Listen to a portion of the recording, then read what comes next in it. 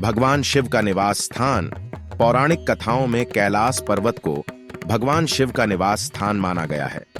यह रहस्यमयी पर्वत अपने आप में कई कथाओं को समेटे हैं। शिव पुराण, स्कंद पुराण, मत्स्य पुराण आदि में कैलाश खंड नाम से अलग ही अध्याय है, जिसमें कैलाश पर्वत की महिमा के बारे में बताया गया है। पौराणिक मान्यताएं कहती हैं कि कैलाश पर्वत के पास प्राचीन धन कुबेर नगरी भी है। हालांकि इसके निश्चित स्थान के बारे में अभी कुछ पता नहीं लगाया जा सका है।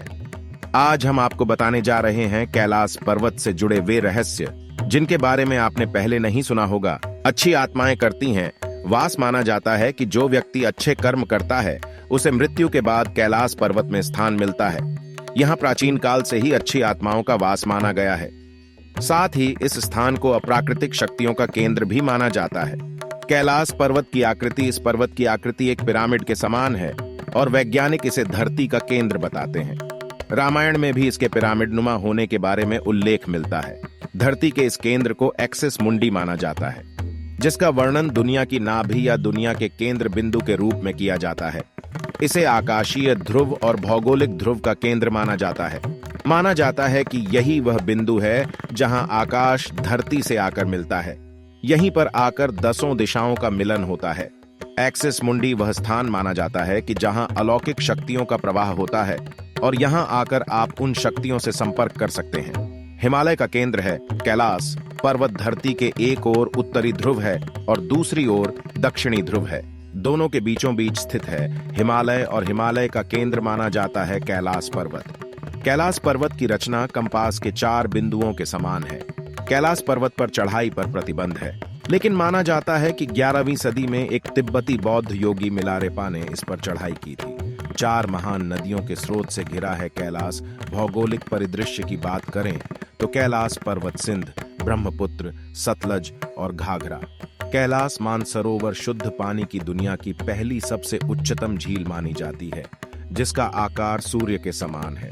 यहाँ राक्षस झील भी है, जो दुनिया की सबसे उच्चतम खारे पानी की झील में से एक है। इसका चंद्र के समान माना जाता है। इसको सकारात्मक और नकारात्मक ऊर्जा का स्रोत माना जाता है।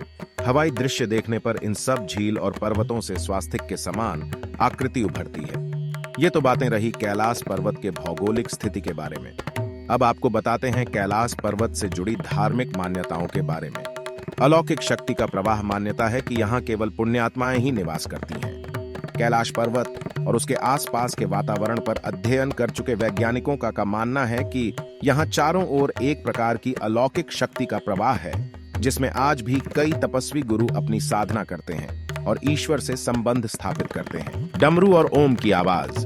यदि आप कैलाश मानसरोवर झील के क्षेत्र में जाएंगे, जो यहाँ आपको निरंतर एक प्रकार की ध्वनि सुनाई देगी।